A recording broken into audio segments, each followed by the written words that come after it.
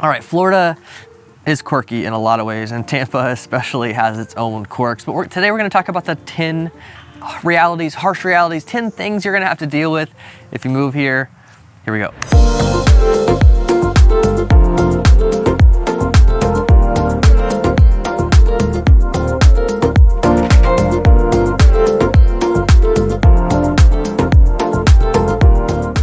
I'm Sam, and this is the Living in Tampa channel, and as always, we make these videos for you to know what it's like to live and move to the whole Tampa area. If you haven't subscribed, make sure you do that. But also, we are a team of realtors, and we'd love a chance to earn your real estate business, so give us a call, text, or email anytime. Okay, so I moved to the Tampa area in 2020. A lot of things surprised me. A lot of things still surprise me, and we're gonna talk about some of those things. Number one on our list today is the weather. Now, a lot of people move here for the weather. If you're considering moving here, that's probably a big factor. You want to be somewhere warmer, you like the beach, you like all those kind of things. That is still the number one reason people move here, I promise. It's still number one. The weather is beautiful here whenever it's like really cold everywhere else. That's the time when you're like, I'm so happy to be here in Florida, and especially in the Tampa area. But the seasons here are kind of like mild, hot, really hot, and like smothering hot. So let's be honest about that. Like, it's not the most comfortable weather a lot of the year, but whenever it is like really cold everywhere else, everybody's bundled up and they're talking about snow apocalypses and pipes are freezing and stuff like that, it's really nice here. And really that kind of dreamy weather season in the Tampa area is January to May. And that window is kind of perfect. It starts to get warm, the water warms up a little bit. If you have a pool, your pool starts to warm up a little bit. You're excited to be outside still in May. Then this thing happens where summer is just brutal. People kind of hide during the summer. I take the kids to the park, and the parks are pretty empty. Kids are to kind of turn into inside kids during the summer down here. And then after that brutal summer begins hurricane season. Now, hurricane season doesn't mean that there's a bunch of hurricanes. It's just the season when the hurricanes do happen. Of course, last season in 2024, we had a lot of hurricanes hit the state. But that's not always how it is. But there is a lot of rain during that season. And kind of like every day, it rains for about an hour. Occasionally, it's gonna rain for 2 days. But it's not like hurricane after hurricane, most years. And then we go into warm Christmas after hurricane season, which kind of freaks people out a little bit. And everybody from other states is always like, what? It's not really Christmas if you don't have snow, and if it's not cold, and if it's, no, it's fine, it's awesome. And when you first come here, it's either odd or it's like really exciting. Actually, I was wearing shorts a couple Christmases ago, and I remember like I had just moved here and that felt really exciting to be wearing shorts right around Christmas. Okay, next on our list is affordability. Some people moved here in the pandemic because it was quite a bit cheaper to live here than other places. It's not really the case though. Now, I'm not saying that it's unaffordable, but I am saying that it's not like the escape from other markets that you might think. Now, compared to a market like New York City, or just New York in general, I think we're like 40% cheaper in terms of overall cost of living. But when it comes to our median price point, really like starter home prices are mid 300s, but our median price point for our market overall is right around 400,000. And I say median for a reason, because averages skew a little bit higher. Our average for our clients is right around 650,000. Our clients are typically looking for 4 bedrooms and a pool near good schools or close to some kind of amenity like a school, whether they want to be close to a beach or shopping or downtown. So 650 is really our average for our clients. And there are definitely costs that you might not be thinking of, like flood insurance. I'm in my house that flooded now 2 years in a row. But insurance is a factor for homes. Insurance is a factor for cars. Property taxes are more expensive than a lot of states. Of course, we don't have state income tax, but it still is it's not like an affordable safe haven. Prices keep going up. We've had kind of record inflation in the Tampa area during the pandemic and then kind of into 2024. And even clients of ours that have moved here during that time, some of them are leaving because it's not as affordable as they thought it was to live here. One thing that I think actually surprises people about the Tampa area is how many small towns make up the area. And so there are a lot of downtowns, a lot of older areas that have their own unique charm. Now, especially in Pinellas County, where a lot of the population of the whole Tampa area lives, there's 1 million people that live in that county. And because a lot of those towns were built longer ago than a lot of the suburbs, they have these old kind of central downtowns that are super charming. And it makes sense once you think about it. People built close to the water when they first settled in the area. But there's not just small downtowns like all these little charming small towns over here on the coast. There's some big downtowns too. Of course, Tampa is a big city now. I say now, like it's like, my father-in-law talks about Tampa like it's still super small. He's lived here his whole life. He'll be 75 in 2 days. But Tampa is a big city. The downtown though isn't like super huge. It's kind of contained. It's got water around it with the bay, the river, and the channels, and it's super interesting little downtown. Now you just go over the river and then you have Hyde Park in South Tampa, which has a lot more of a downtown vibe as well.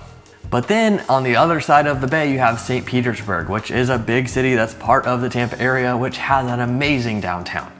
Big kind of J-shaped downtown along the bay on the east side of St. Petersburg, and then Central Avenue going east and west, connecting all the way over to St. Pete Beach. Another thing interesting about the Tampa area that I've seen happen over the past few years is the food keeps getting better. Now, sure, there's kind of like the Michelin star stuff, but even the holes in the wall that most people like, me included, they keep getting better and better as the years go by. There's more options. St. Petersburg has an amazing food culture, and then as you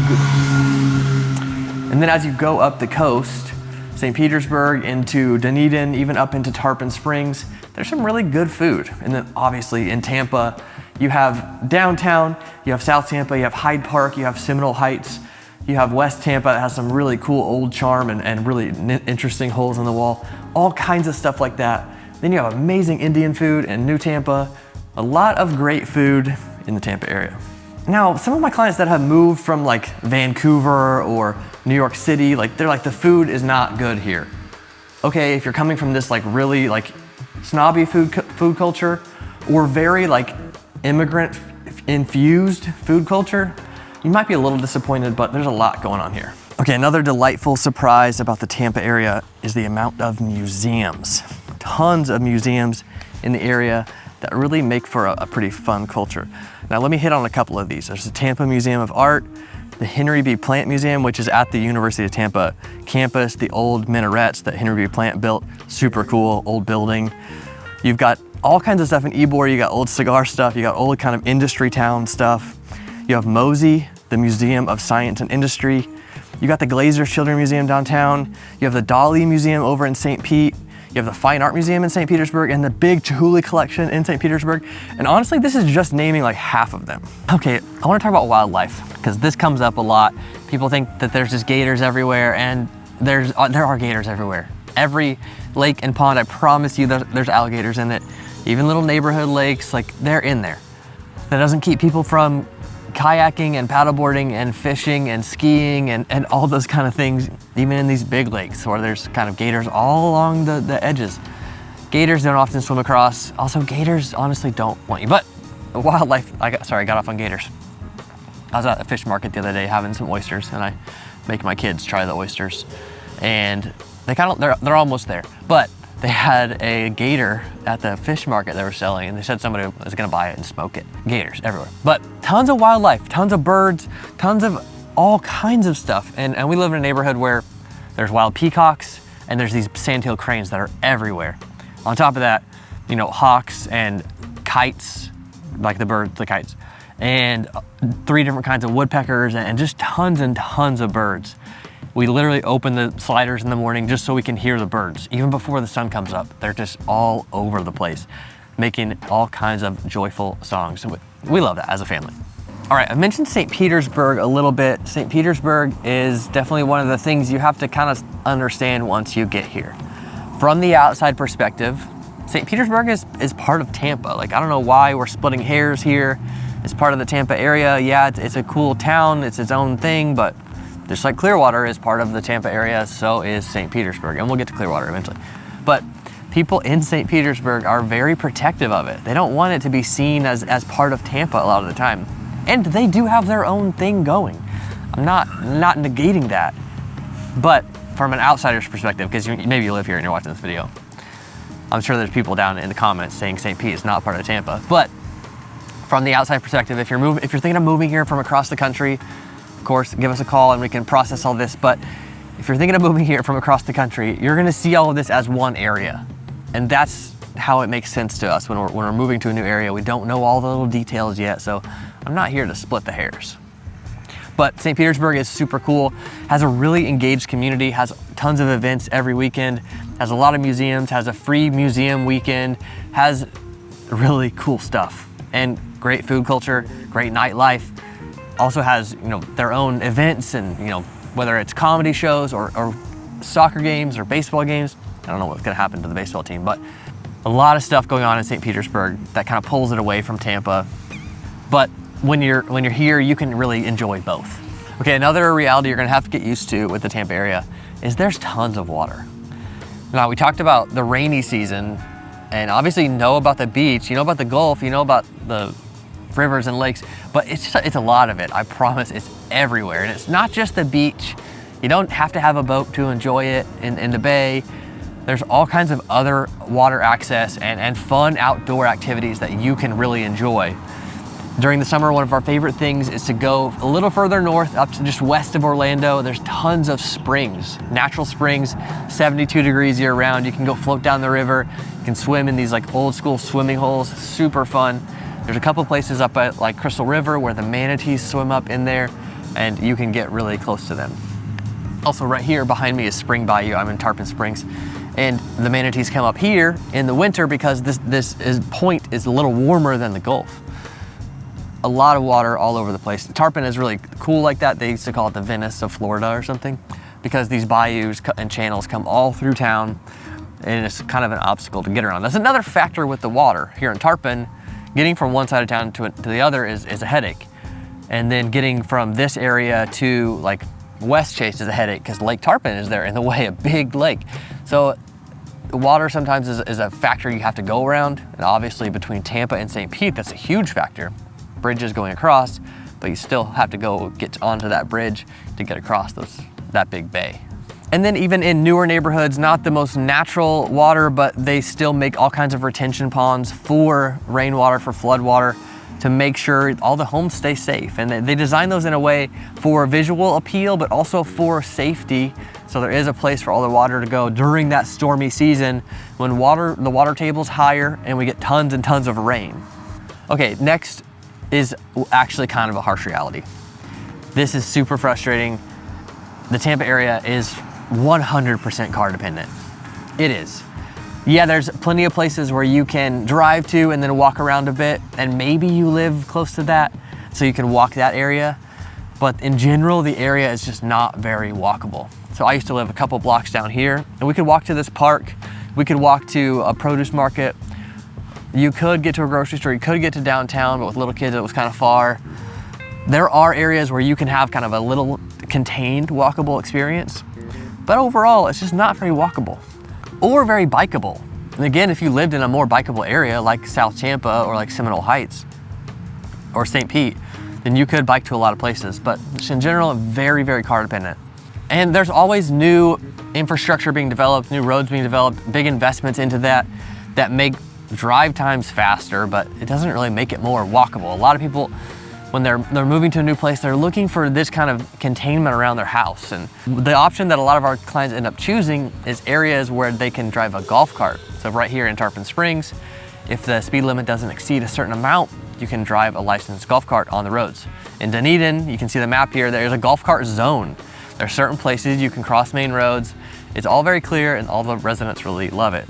So there are definitely areas where golf carts are acceptable, and not just in like gated communities. Some people, want to retire in the villages up outside of Orlando, but they want this kind of contained golf cart experience. But you can also have that in a town. Like you don't have to be in like some kind of utopian society to have that. Okay, last here is Clearwater. Now, Clearwater is a major draw of attention to the area. Clearwater Beach is this most famous beach. Clearwater is the county seat for Pinellas County. It's about 115,000 people, and it's kind of a straight shot. When you come from Tampa over to Pinellas County, if you're on Gulf to Bay Road, that goes right into Clearwater. Clearwater has some quirks. I mean, first of all, the headquarters of the Church of Scientology is right there downtown. They own a lot of real estate downtown, and it's kind of vacant and kind of confusing. The city is trying to make some adjustments to that to make sure commercial buildings get used for commercial purposes, but it's still kind of confusing. Downtown is kind of old and cool, has a lot of potential. The beach is not the same town, it's a separate town. Big bridge to get over there. It's cool, but it's kind of like Disneyland of beaches. And then you have these other areas of Clearwater. One of my favorites is Countryside. Countryside is a pretty suburban area. You have US 19 and the Countryside Mall, and then to the east of that, you have these older neighborhoods, Countryside High School, and everybody just kind of calls that area Countryside. It's high and dry. We've sold a few houses over there that are close to 90 feet above sea level, and it's kind of a loved area. It's also pretty easy access into Tampa, pretty easy access to Clearwater, to St. Pete. It has a cool downtown that you could access another town over, Safety Harbor, and it's really kind of a unique area, but they feel like two separate towns. Then you have the north and south borders of Clearwater that feel kind of like separate towns as well. The north side feels like almost like it's part of Dunedin, and then it gets really confusing before you get to downtown. The south side kind of feels like it's part of Largo. It's honestly pretty confusing. I'd like to make a video showing you all those different areas of Clearwater just to really explain exactly what it feels like. But a lot of potential there, but still kind of a confusing pocket in the area. A lot of people come here and they're like, I want to live in Clearwater. I love the beach. I'm like, okay, let's go see some houses and see what the neighborhoods are like, see what the price ranges are like, and you might just feel differently, and oftentimes they do. Now, of course, we've sold a few houses, especially investment properties in Clearwater. Not a lot of our clients choose to live there. Interesting thing to keep in mind, but I don't want to end on just a negative note, because I honestly love living here. I lived in Colorado for 10 years before I lived here. Somebody asked me recently which place I like more. I was actually just in Colorado last week. I love it here. When I get off the plane, even if it's the middle of summer in the Tampa area, that warm humidity is super comforting to me. If you don't like the warm, humid weather, you might suffer here. You really might, but we love it. We love raising our kids here. We love the culture here. We love the way things are growing and all the opportunities that are presented in this area, in this market, for business owners, for young families, for retirees, for whatever range you find yourself in. There's a lot of opportunity, and there's a lot of community. People actually move here to connect. They move here to build a new life, and that's really exciting. So if you're thinking of moving to the area, we'd love to hear from you. If you made it to the end of the video, we want to hear from you. Give us a call, text, or email anytime. And oh, don't forget to download our relocation guide. The link is down there in the bio. Thanks for coming by.